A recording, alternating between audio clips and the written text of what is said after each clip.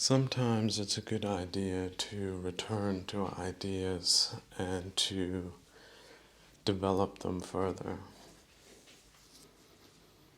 And the idea of the captive population that is run by terrorists and that are experiencing Stockholm Syndrome,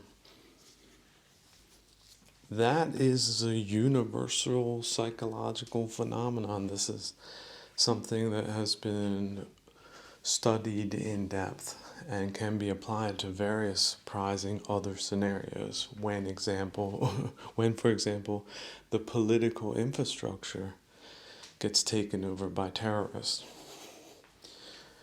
Right now you would balk and say, oh, that couldn't happen. 1917 it happened. The Leninists were the terrorists. And you take all the fakery off of Lenin. He was an ex-convict. He was in prison on a multitude of occasions. His best buddy, his main henchman, fake name Stalin, was a bank robber. He came directly out of hardcore criminality. So these were criminals. It was a criminal takeover, and they used political vocabulary and political institutions to do it. So all the names, all the postures, see, they even put themselves like in postures where they're pointing and misrepresenting themselves as leaders. They are just criminals. Just imagine that you opened the prison, took off their little prisoner uniform and put them in a suit. For example, Stalin's a great example. He had these like stylized suits. Also, Mao had the same thing. They like to make themselves look like slightly different. Like to make themselves look like intellectual / leader personality types. They're a little bit different, but a little bit edgy. Far out there, ahead of the rest. So just imagine the smoke job surrounding these criminals that has been unleashed on the world. Now, not just internationally, but specifically for their domestic audiences. Mao is on every, 100 yuan note or something like that, renminbi note. What the hell? He's considered like indisputable leading light of Chinese society. Not Lao Tzu. Not Chuangzi, Mao Tse, Dummy Dong.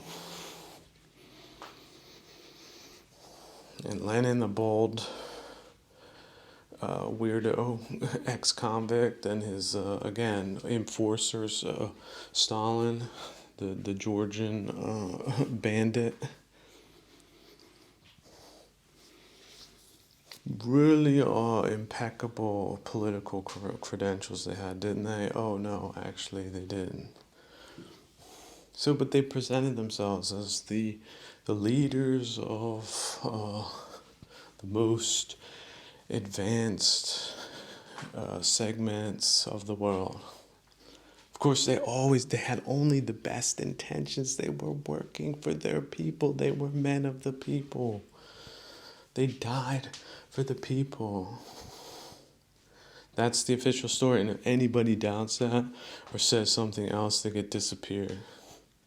You see? There you see the switch to the terrorist, the switch to the hijacked bus driver. Right? Think of the country as a hijacked bus. So sing along, children. We love Mao Zedong. We love Lenin, we love Stalin, we love Putin, we love Xi Jinping. Sing along. Who's there not singing? Throw them out of the bus. So who are Xi Jinping and Putin? Well, they're the good students that I mentioned in a previous metaphor. So you have this terroristic situation that these young people are born into, a captive bus, a hijacked bus. And although they might get punished by the terrorists, right, the whole bus ride is pretty grim and bleak and irrational, but they start self-rationalizing why they're doing the right thing. That's the Stockholm Syndrome, in effect. So you're taken captive and then you start rationalizing the terroristic point of view. So yesterday the terrorist said this, but today he said that. So today is right. And then the terrorist said that changing your opinion like that is a good thing. So you get into the whole way a terrorist thinks. You study the terrorist. So, and you don't have any alternative models. You think at some point they think that's the best thing. They aspire to become head terrorist, the bus driver. And it's a process. You know, it's a long process. And it's disturbing, and yet it's human. It's what happens in these situations. The psychologists had to sit down. We're like, wait a second. This girl who was kidnapped, her parents were murdered horribly. She was like gang raped for 5 years. She's the one that jumped on the grenade when they came to pull her out of that situation, so that her terrorist saviors wouldn't take the shrapnel. How did that happen? Like, psychologists had to sit down, like, wait a second, let's try to unpack this. And so you have individual cases, but you have whole countries. When the political class has been taken over by criminal elements. See, I think terrorism is also, that's taking it too far. Yeah, sure, not everyone was as bad as Lenin or Mao. But they brought in the franchise. Just the basic discrepancy between what would be good governance and what they do. Which is, again, having a monopoly. There is one party system. It's either stated explicitly or inexplicitly. There's one way of seeing the world in the context of the permanent campaign. And if you don't see it that way, you're the class enemy. So you see how this can go across borders real easily. So you have the same type of crazy franchise in Vietnam.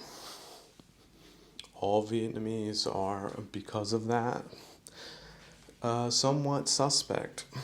Unfortunately, if you're taking them at face value, if you think because they're living in France, for example, which is a really strange connection because you had the French Leninists injected into Vietnam. And if you consider how bad China is compared to Taiwan, just think how awesome Vietnam would be without that communist, terrorist, Western injection into Vietnamese heads via the French connection, which still exists. Because the university that gave Macron his software, still churning them out. You would just have to put in a little review. How many of French politicians have attended the school? Click a button, the list gets spit out. There you go. All of them are part of it. Then do a historical search. Oh, these were the people that lost Algeria. These are the people that lost Vietnam. These are the people that started reverse flows of colonization. These are people that believe in political violence, they believe in censorship, they believe in destruction of the opposition, do not believe in free speech, do not believe in bourgeois values, things they call bourgeois, that word that they just pulled out of the hell realms, a label that they can dehumanize people way superior to themselves on every level, especially the moral level, that they substitute out with their radicalized ideology, because their ideology is moral according to their loops of self-rationalization. So that's what's been played. And if you can get into people's soft heads and you can inoculate them with these false values and false worldviews, then they're not citizens of your country. They're part of the international.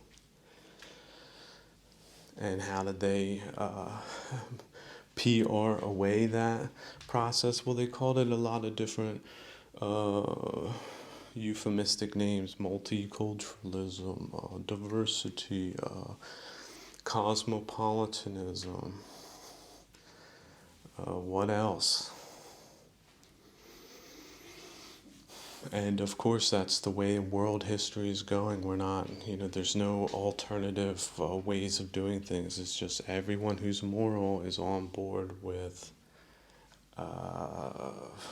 divide and conquer by one party systemist. Because what they do have is dreams. They have dream machine. They have the propaganda machine. Oh, all this is going to work out fine in the end. But your suppression and oppression, your debasement and your victimization. Because it's not you being victimized. It's all these other people in the world being victimized. So you need to work for them. And so, again, they don't want other religions because they're the religion. And religions don't need to make sense, and it only makes sense for them, the people who are pulling the strings, and not for anyone else. But they like to give you the impression that it is, because that's the dream making right there. And so these dreamers, the good students in the crazy bus, these are the Putin and Xi. These are the ones like, you know what? I embrace terrorism. I embrace this worldview. I'm going to be the head shot caller in this system. And so oftentimes you'll see that generationally you'll get radicalized, increasing radicalization via the good student Stockholm syndrome program that's running. And this is also something that's not something really in the control of criminalistic enterprises. It's something that's sort of out of their control. It's a process that's happening, whether they want to admit it or not. And so you can get into it, and you can see how the victims self-rationalize their victimization, and how the oppressors self-rationalize their oppressive regime, their oppressive practices. And you, of course, can add in, there's, of course, different things going on at the same time. Like other people that have different myths that empower them morally over other people, like the radical Islamists or other Abrahamic religions, where they can put themselves into the godly role, meting out justice based on their position in a religious hierarchy. Very similar Very similar to the secularist religion, the atheist religion, right? The nihilistic religion, the combination of all those things. The flying spaghetti monster of religion. Buddhism, man, Buddhism, that surprised a lot of moral people that that would be pushed so fanatically. But it is about weakness. How about this? The religion of weak morals. Um, because terrorists, and criminals, they love apathy. They love like a police department that doesn't think they can do anything because everything's messed up. They love conciliatory little half measures that will never work. So they promote those. That's like a whole genre. It's combined with doomerism and apathy. Like, oh, here we are. We're going to have 3 white monkeys. And all of them just sort of, and then maybe some ethnic representative, and they're all going to list through the last mass terrorist organized, coordinated operation against the bourgeois in whatever country it might be at that time. I think the UK is on schedule. I think in the next 3 years, they're going to burn London down. And possibly other Birmingham. There's a lot of rot in the UK. Of course, you wouldn't know it because it's explained away by their information agents and suppressed information. Of course, they've been grappling with this issue for years and decades, and of course, there's no solution because that's not what criminals and terrorists come up with. That's part of their instrumentalization. That's their muscle. Imagine open and free and fair elections where everyone can speak their mind and talk about issues, and then all of a sudden you get some charismatic, intelligent leader like someone like Nelson stands up and says, all right, let's do it this way. That's their worst nightmare. They'll do anything to not have that happen, but anything that they would not be showed up or shipped off or exposed for the complete and utter frauds that they are. Absolutely anything. So their events are shams. That shouldn't be a surprise to you. For example, after the just rampaging in France by the 10 million miscreants, they're like, well, what could be? These are conservative commentators, like a con. You have to use the capitalized CON, conservatives. They wouldn't even be like the weakest of leftists 30 years ago. But they're presenting themselves as conservatives. And what could be the outcome of this? It looks like Le Pen's going to win. Le Pen is a complete fake.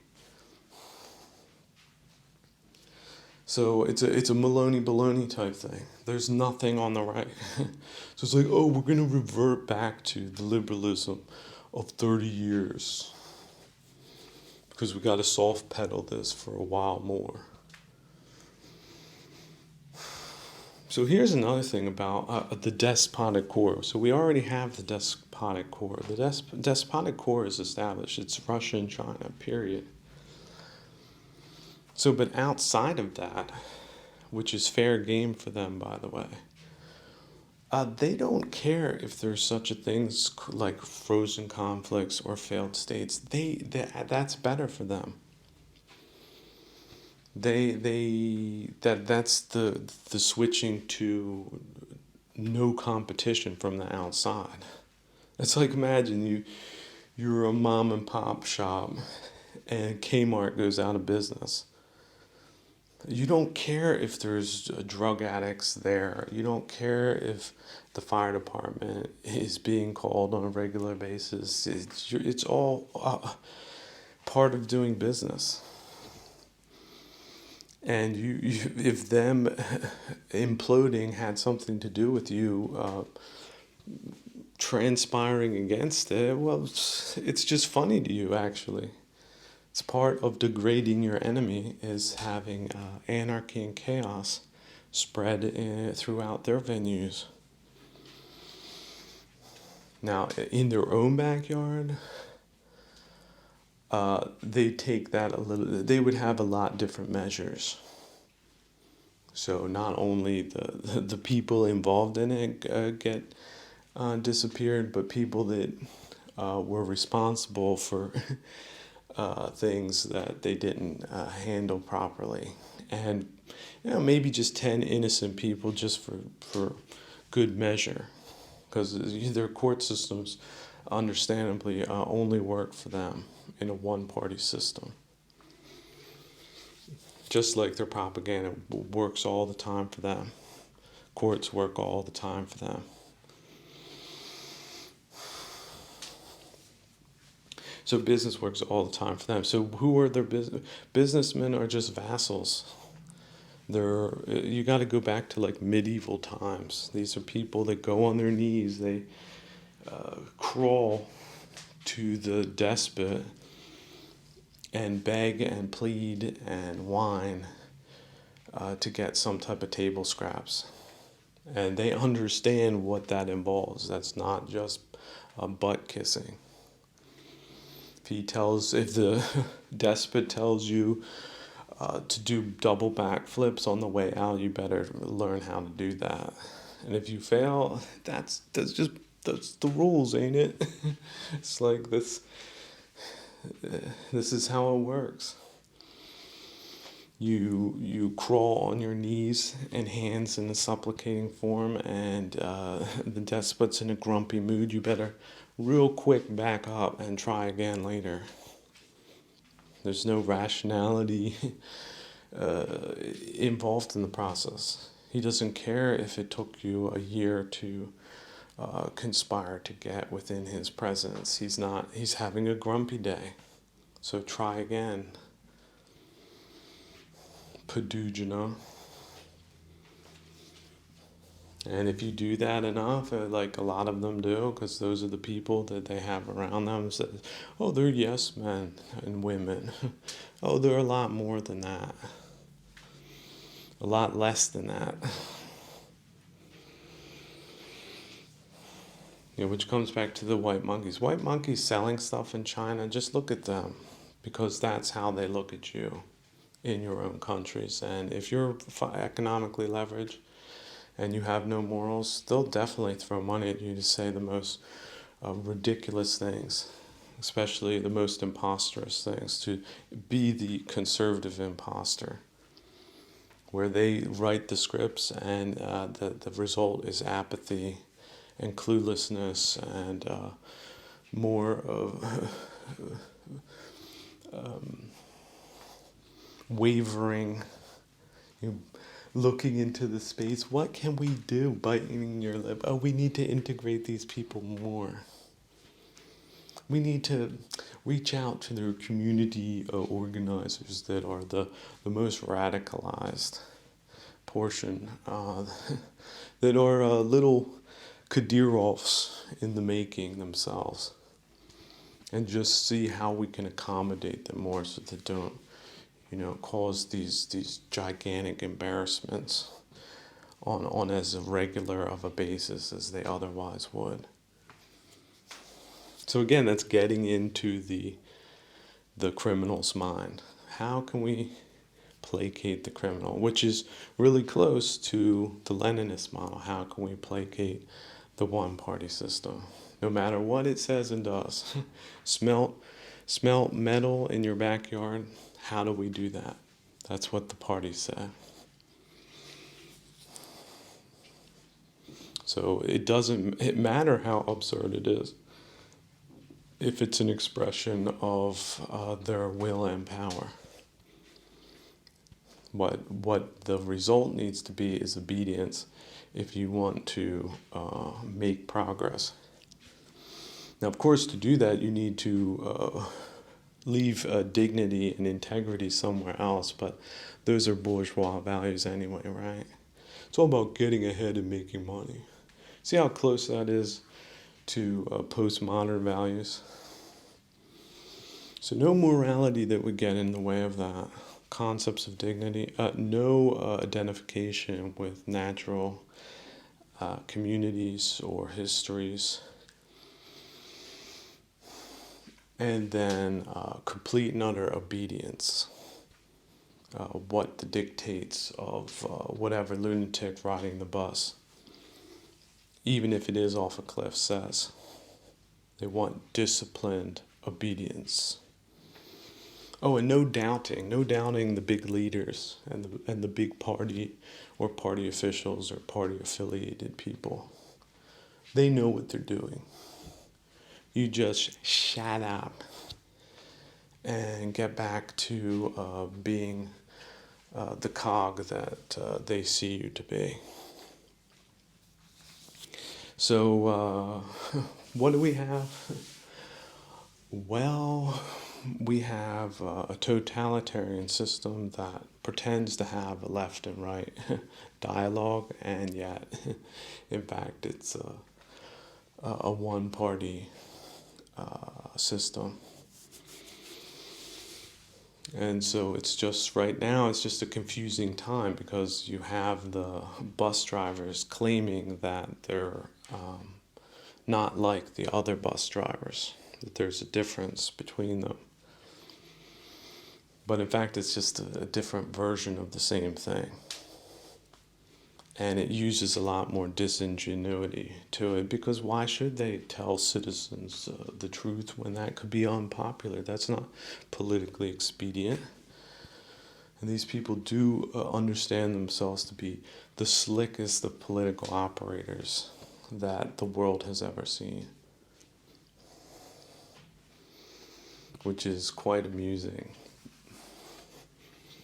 which is also why they suppress information and control it, because they don't like looking as bad as they do look.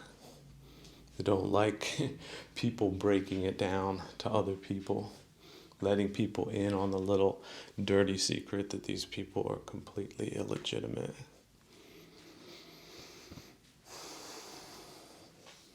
And are pathogenic. So not only are they bad for whatever society they infect, but they spread. It's something that can spread across borders and into minds.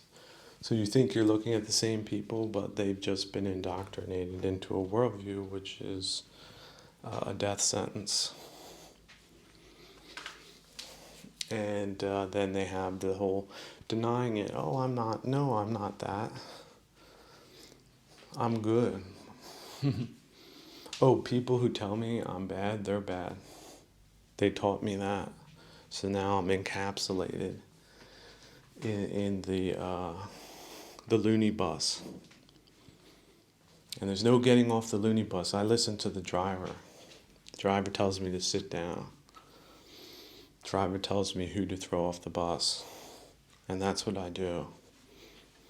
This isn't the loony bus. This is the great people's bus. Don't question the people's advocates. Don't question the people's spokesmen on this issue. Don't question the left. The last 100 years, don't look into the accurate historical analysis that has come out in trickles and drops. Don't read that. You'll be confused about their greatness and all of their phony and fake profits. Don't look at the statistics before and after, like in things like the energy grid, something totally irrelated to politics. Don't look at that. Don't draw inferences from that. It's their banter. It's their corner rap dialogue, monologue that really, really, really, really only matters to the exclusion of everything else.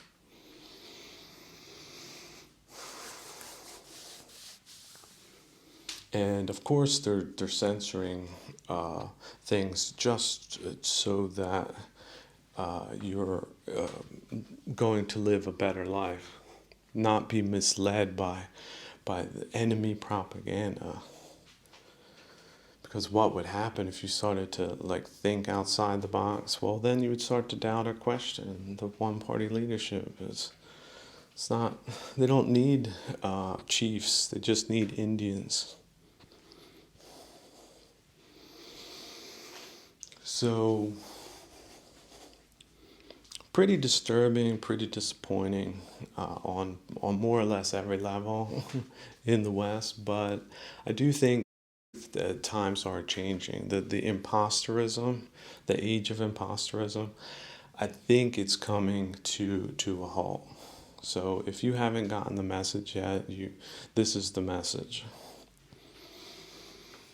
And stop taking people at face value. Stop biting your lip and looking into the distance and asking some imposter, well, what can we do? Don't do that. Just stop watching people like that. Stop just taking people at face value. Stop considering movements that have long since lost their relevance, like conservatism, to be anything worth listening to. Right? There's nothing on the left, nothing on the right that really makes a lot of sense.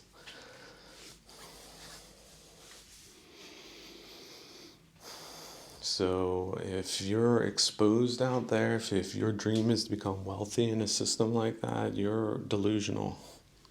There's no way you're going to get wealthy in a system like that unless you're part of the problem. So, but wanting to be wealthy is greedy, and greed is one of the root defilements. So if your capitalist version of the one-party system thinks that's wrong, well, guess what? It's wrong.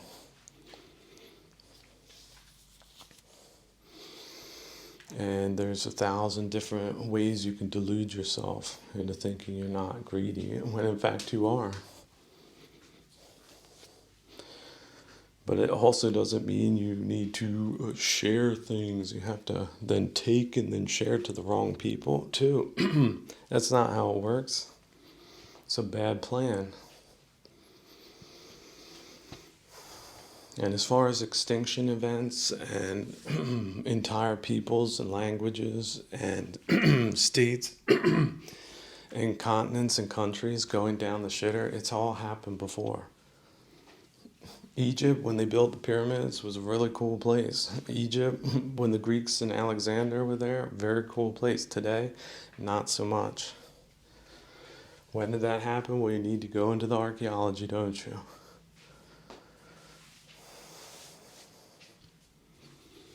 So nationalism, modern nationalism, has big problems with it.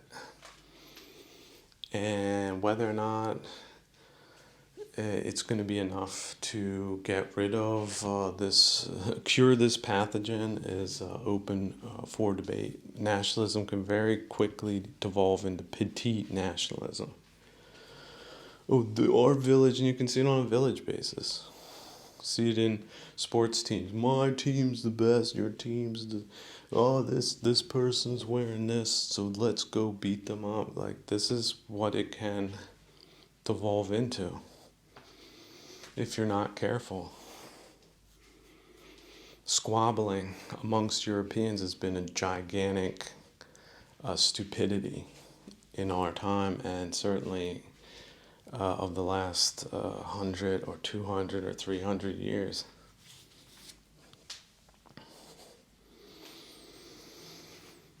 So internationalism is okay, but only to a certain extent.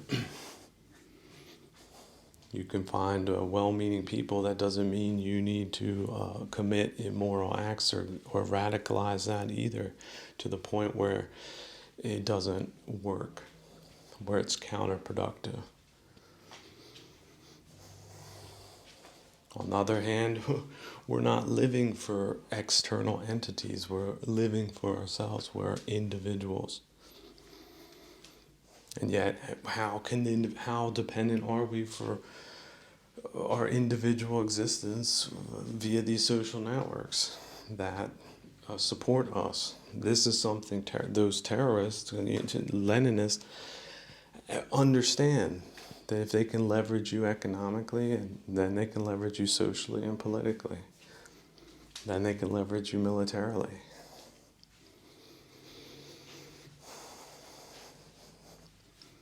So it is a total continuous campaign. It's mostly social, it's mostly psychological. So developing a practice that helps you detach from that, very important. Not only developing it, but practicing the practice. And also being consequential. No, I will not work in this toxic company. No, I will not participate in this toxic exercise. No, I will not be apathetic or demoralized or see this as anything other than the con job that it is. You can just not accept it. Right? Having nothing, sunyata, is one of the desirable states to be in. And from nothing, maybe something will come, maybe not. Nothing is good enough. But for a greedy person, nothing isn't enough. Which is why greed is part of the problem. But if you can identify it, you can also let it go, drop it. You know what's a lot better than greed is generosity. Even if it's the smallest thing, you give a handful of rice to a monk, you've gotten richer. Your karma has just gone shot up. You've empowered yourself. Taking a handful of rice out of a monk's bowl, whew, that is, you think you won that rice, you lost, big time.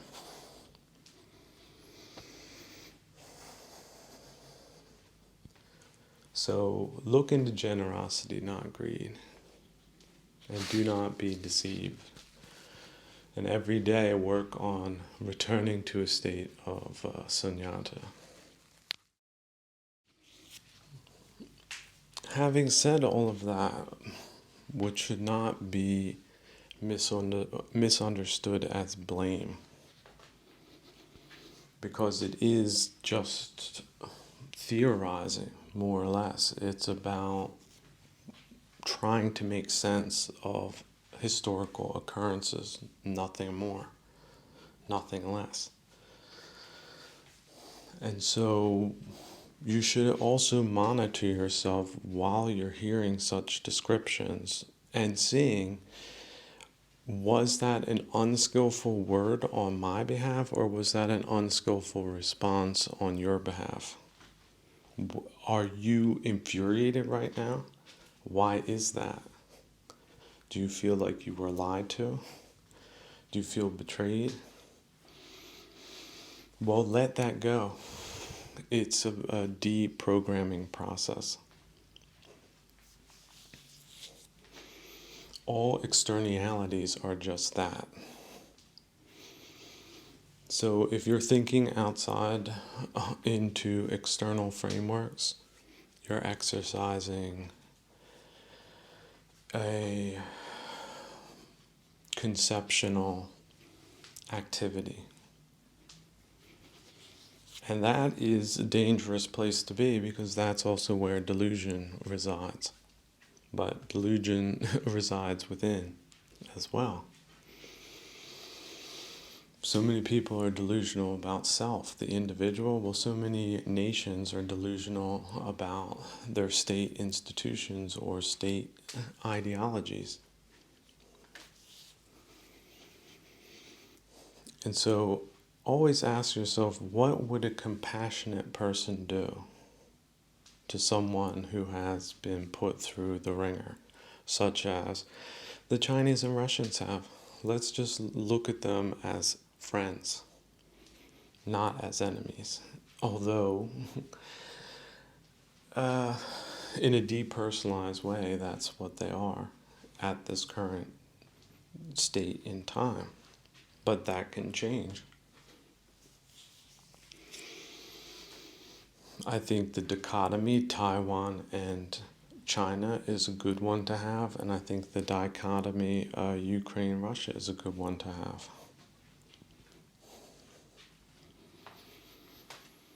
Now, that's not to say that Taiwan or Ukraine are perfect, but they're a lot better than what the one-party system allows its populace, which is not really enough to be considered humane. So let me sell the friends, my Russian and Chinese friends, let me sell you on a different idea. Why is a multi-party system better than a one-party system?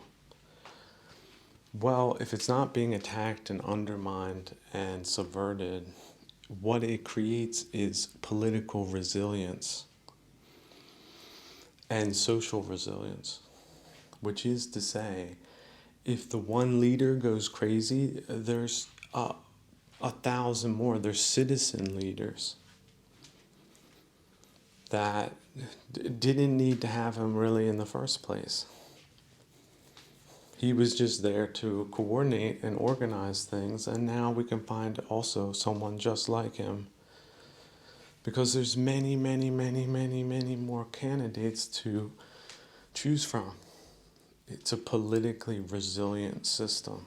And resiliency is not just super good to have, it's absolutely necessary for good governance, which is finally the philosophic level of inquiry that we should ascend to, out of the politics, out of the blame game, out of the attack game, and into the mutually beneficial game, the win-win game of philosophic inquiry into what is good governance and how does it look, how is it managed? What is a culture of good governance? Now, when I asked this question it could have started in my early readings of Confucius, who was rather impactful in my younger years. I took a lot of his ideas and contemplated them for a very long time, up until this very day. And yet I also read a lot of Lao Tzu. And so I do understand there's a multitude of opinions about how to approach the Tao. But if there's only one party system, this is not enough. And these terms like class enemies and bourgeois and all of this, I understand that this all historically came out of a time of greater scarcity. But we have hopefully put those days behind us long term and can just approach the matter from the standpoint of scientific inquiry.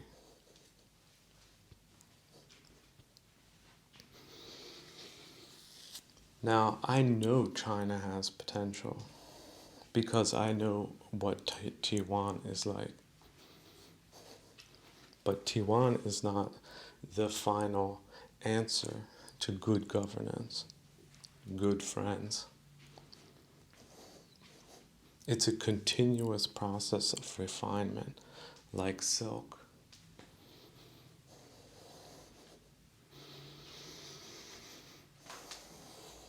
And everyone knows that silk is a valuable thing because it is valuable because it has so many valuable attributes. And yet it cannot be used for everything. In fact, in many cases, it's inappropriate to use silk as a wash rag, for example. But maybe there are some applications when that is a masterful thing to do in perhaps finishing the final finish of a musical instrument before you put the next layer or coating or the final coating on it. So that the lacquered box is smooth as glass, polished.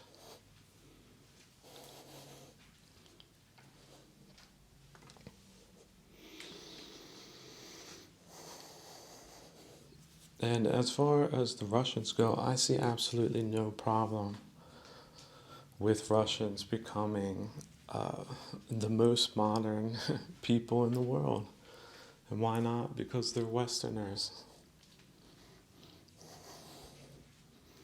So why is this animosity there? And as far as being an empire and all of that,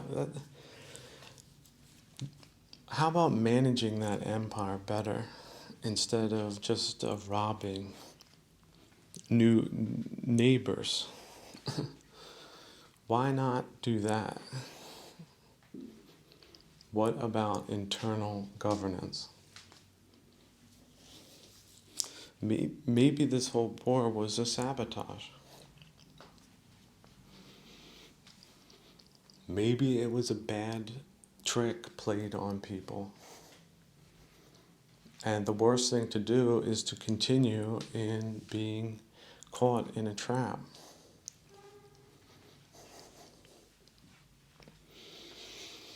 Think of it like a brawl. Two villages, there's some incident, the thing just gets bigger and bigger, and people are fighting, and there's injuries happening, and everybody is being distracted with all of these catastrophes and dramas, and it was all unnecessary. And yet it happened. Well, how about winding it down and not escalating, but going the other way, and then finally just disengaging, walking away from it, whatever wreckage is left. The worst thing is to get caught up in a sunk cost fallacy. You think the more you put into it, you're going to recoup your losses. It's a classic mistake, and yet it's very understandable how people make it. They get into that mindset, and that mindset is not wise.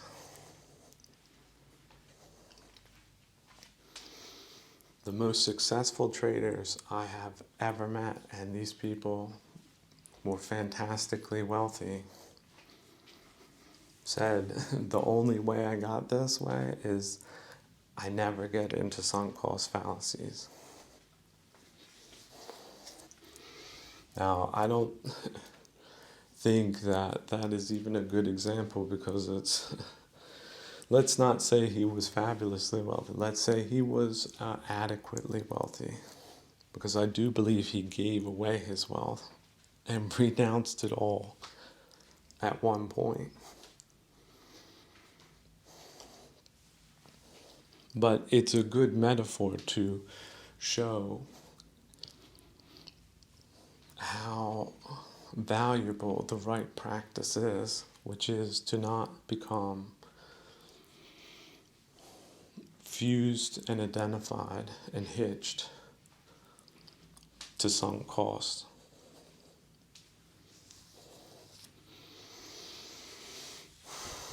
Actually, Russia is so big that it has so many problems. The smaller something is, the less problems there are. So you could just use the metaphor of a big house versus a small house. It is simple mathematics. You have a larger surface area. Your front door works, your third floor bathroom door doesn't. Oh, and you need those two doors instead of none. So that's the breeding ground, the hotbed of problems is just surface area. And yet greedy people just keep going because they think that's the only solution is more. More things, more problems. So I'm very glad to have diagnosed this issue for the Russian people. And I know that they can, now that they see it clearly, that they will take the necessary steps to cut their losses and return to the civilized world. But a civilized world that we build together and not one against the other. That we share in, we don't take from others. Now, of course, I'm not talking to the current establishment. How could I? But maybe there's a few people in it, or maybe a few people in a few decades to come that will finally get the message, this message in a bottle. And they can not only read it, but they can understand what it means. And the second that they take action and cut their losses in as far as also ill will and hatred towards people that don't deserve it, the better we'll all be, specifically you, when you dispense with greed, ill will, and delusion, all at the same time. There's no reason in the world Russians should be crazy or as crazy as they are. And yet, once a civil society breaks down, this can be some of the later consequences of decapitated societies. So before I blame the Russians, I think I'm going to have a little bit more compassion first. And maybe at some point I won't even get to the second point, or maybe that's also a personal decision.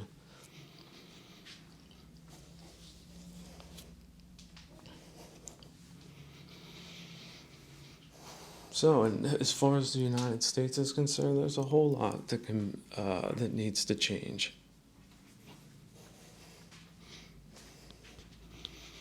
I think the neo-Calvinist direction that it took was not beneficial long term. Certainly not if you use other statistics than materialist statistics, such as social cohesion, social well-being, happiness, contentment. What was it? Life, liberty, prosperity.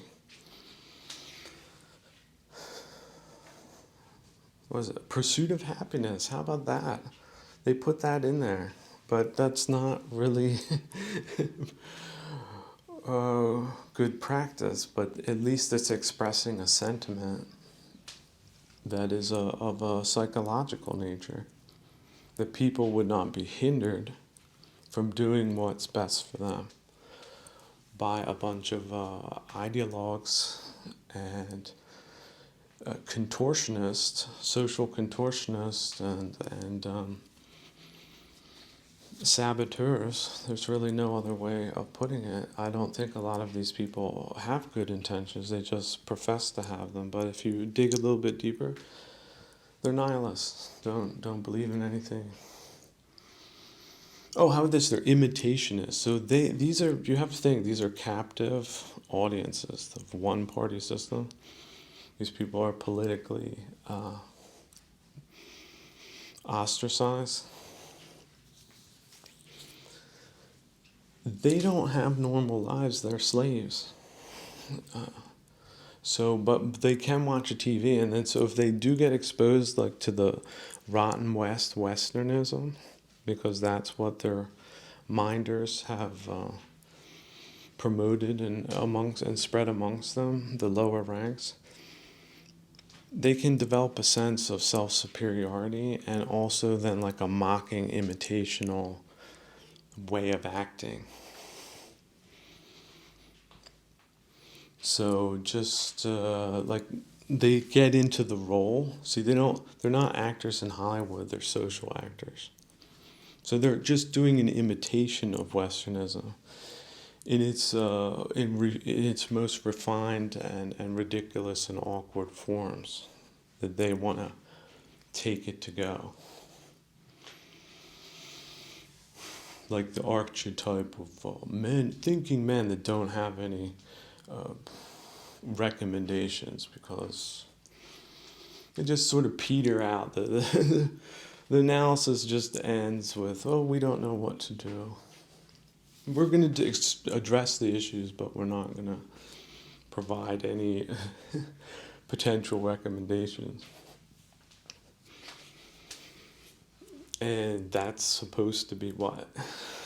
What is that? Is that a substitute for the real thing? See, it's a it's an imitation. It's a false substitute. And so white monkeyism is the one part of it. But then you've got, again, people in the West acting as Westerners that are coming from totalitarian countries. So it's just an act for them. They are imposters. And they can only think they pass as them if they watch these dumb films and bad performances, and then they really try to get into those gestures and affectations and ways of acting. But there's no substance to it at all. But to the untrained eye, they might appear to be authentic, but it's just an act. Nothing about it is authentic or rooted in Westernism. They're imposters. They don't know what it's like to be a Westerner.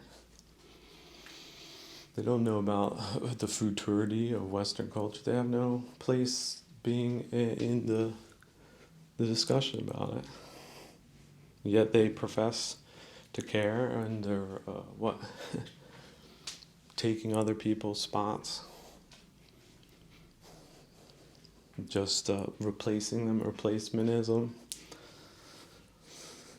So not only is the spot not there, but it's professing to be there with an imposter or imposters. Like they like to have a panel of imposters, so it seems to be less obvious that they're all imposters, so they can have an imposterous moment as a panel of experts. So these people are high level, but they're finally imposters. And so well-meaning people would not try to impose themselves in places they don't belong. So that's more or less ipso facto what you have. Because you have to think of the absurdity of it. Like, would you go into a pygmy association to talk about pygmies to pygmies when you're not a pygmy? Would you do that as a Westerner?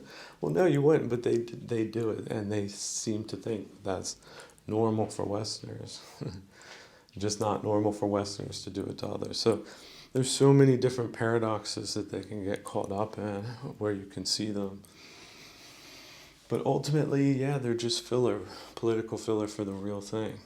They're synthetic replacement for the real thing, but the real thing is a lot better than the synthetic kind. But if they have the venue capture, then you're going to get the one thing and not the other.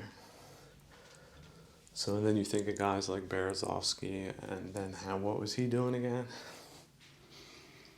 And so that those are the type of people that are apparently very active in the West. And probably have all different types of associations with people who are what, neo-Leninists. So there is that factor because they are ideologically captured. So that's sort of a pretty shocking indictment if you can identify those things and historically place those things and then project the potential meaning of those things.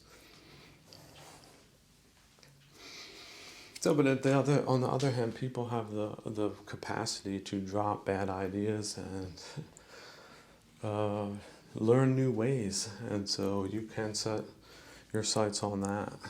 Instead of just being a critic, you can move into the instructor realm. Like, stop screaming at people for doing their biceps wrong. Just do you. Focus on your biceps, your routine. Maybe it's not even to have massive biceps, because that's not a good idea anyway.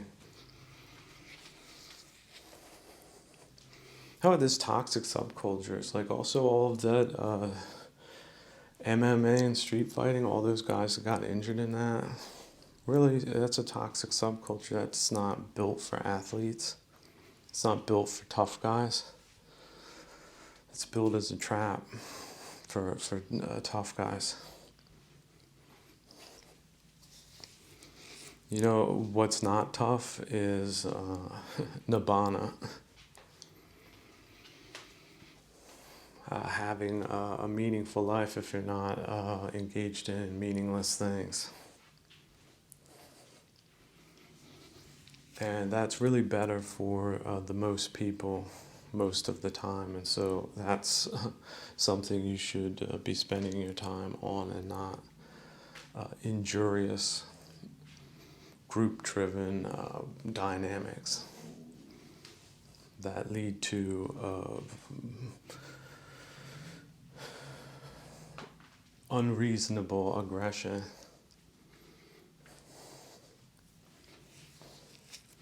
And then call it a sport. So there's also a time for fighting, and there is a time for not fighting. And the less time you spend fighting is really more beneficial to you. So the continuous campaign only works as long as you're engaging in it, especially on unfavorable terms.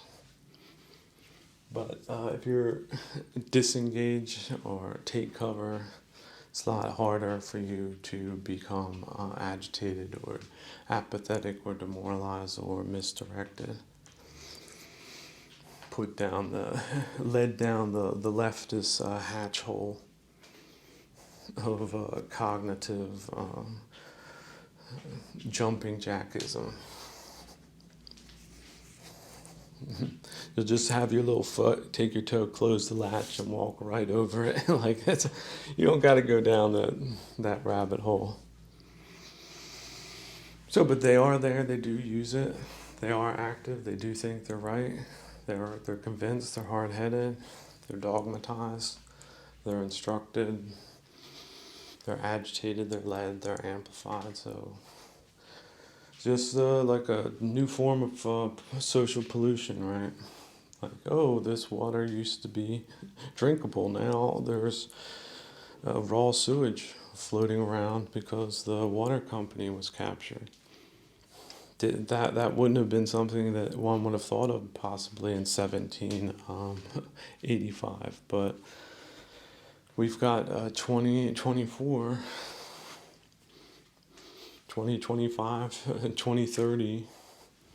This is something, it's normal. Nobody questions this. It's got the rubber stamp from upstairs. It's always been this way. Oh, it was inevitable, growth. It was just inevitable that this efficiency happened. Political efficiency, mind you, not environmental efficiency. Certainly not economic efficiency. But if you've got the one, then you don't need the others, right? So it really is made for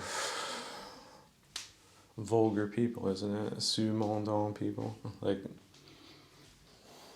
straight out of prison type people that were the people that, oddly enough, came up with these types of methods and means of operating. So it's not like they come from a past of intellectuals. They just have, again, that's the imposterist version of themselves that they've propagated. So isn't that a bit of a shocker? And yet only to well-meaning people. So let them go, let their ideas go, let the extent of their power go, and reorient yourselves to new civilized realities, which are more of a spiritual kind, less of a materialist kind.